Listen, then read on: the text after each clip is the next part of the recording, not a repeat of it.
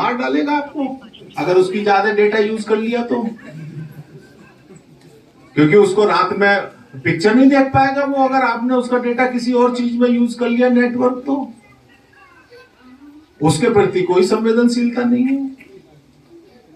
Phone खरीदेंगे तो बच्चे के लिए उस पे 800-900 रुपए का कवर एकदम लगवा देंगे, खोपड़ी के कवर की कोई चिंता नहीं, मोबाइल के कवर की चिंता है। इसे जान से ज्यादा प्यारा रखने का प्रयास करते हैं, जो कि बिल्कुल बर्बाद है। आज आप लोग यहाँ बैठे हैं, इस दुख की घड़ी में बैठे हैं, आपके गांव का एक नौजवान बच्चा दुर्घटना का शिकार हुआ है। अगर हम इसी तरह से लापरवाह रहे तो ये जरूरी नहीं है कि कल कोई और ना हो। कम से कम हेलमेट लगाने का एक प्रण लेके जाइएगा कि आपके गांव में 100-200 लोगों के पास तो जरूर मोटरसाइकिल होंगी। ईमानदारी से है, बोले साहब वो हम घर से सब्जी खरीदने जाते हैं तो भी चालान हो जाता है। मैं कहा आप ये बताइए, आपके घर से लेकर सब्जी मंडी तक की जो 1.5 किलोमीटर की सड़क है, क्या वो मखमल और गद्दे की है तो वो भी ईंट पत्थर की। अगर उस पर गिरोगे तो वो सड़क ये मान के कि आप बहुत मेरे पड़ोसी हैं, तुम्हारा सिर नहीं फोड़ेगी, वो तुम्हारा। मैं इसलिए ऐसा बता रहा हूं, अगर इस गांव में, ईश्वर ना करे आपका गांव बहुत अच्छा है, एक भी किसी आपराधिक घटना में कोई कारित हो जाए और मृत्यु हो जाए तो पूरा गांव उद्वेलित हो जाता है। पिछले वर्ष 2022 में पूरे गाजीपुर जनपद में केवल 39 लोग आपराधिक घटनाओं में हत्याएं हुई थी और 216 लोग एक्सीडेंट में मरे। आप सोचिए हम किस विकास की तरफ बढ़ रहे हैं। ये तो वो आंकड़ा है जो रिपोर्टेड है एक्सीडेंट का। बहुत सी चीजें ऐसी भी होती हैं जो आपसी सहमति पे सुलझा ली जाती हैं और वाहन चलाने के लिए उसके साथ किसी भी प्रकार की जीवन भय की आशंका न रहे। साथ ही मैं ये भी शपथ लेता हूं कि उसके पीछे बैठा हुआ व्यक्ति भी हेलमेट लगाने के लिए प्रोत्साहित हो। धन्यवाद। एटीएम वाले हो, क्यों शर्मा क्यों रहे हो? मैं कोई एटीएम कोई मांग रहा हूं आपके। मैं केवल उस जिस दुर्घटना का आप शिकार हो रहे हैं उसकी तरफ, केवल आप बेटा आपका आर्मी में लगा हुआ, बाबा एटीएम सेंटर पर जाते हैं और वो किसी भी आदमी से कहते हैं कि लल्लू मुझे नहीं मालूम कैसे चलता है, लड़के ने ये नंबर बताया था, 1000 रुपए निकाल दे। वो शातिर आदमी उसकी भलवन साथ का, उसकी शराफत का फायदा उठाते हुए 10,000 निकाल लेता है, 1,000 बाबा को दे देता है, 9,000 लेके चल देता है। बाबा फिर पुलिस थाने में चक्कर मारते हैं कि साहब मैं तो लुट गया। पुलिस थाने वाले बैंक से पूछते हैं, बैंक वाले कहते हैं साहब इनके वैलिड उससे निकला है, हम कुछ नहीं कर सकते। एटीएम एक ऐसी चीज है जिसे केवल आप का है तो आप ही यूज करिए। बहुत ज्यादा विश्वास इस पे भी मत करिए कि आप अपनी पत्नी को, या खाता खुलने में तो कोई दिक्कत आनी नहीं, ना एटीएम मिलने में दिक्कत आ रही, क्योंकि इलेक्ट्रॉनिक ट्रांजैक्शन को बढ़ाया जा रहा है।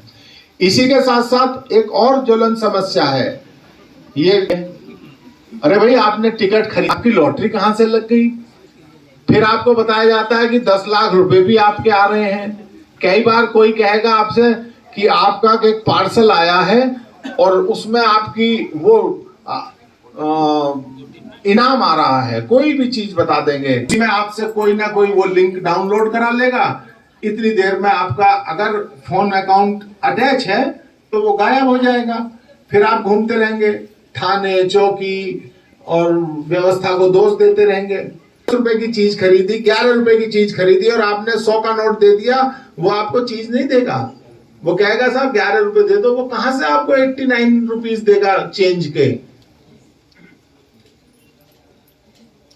तो इसके लिए आज आप हर आदमी आजकल पेटीएम या यूपीआई जो भी ऐप है, भीम ऐप, दुनिया भर के ऐप डिजिटल पेमेंट के बहुत सिक्योर ऐप है।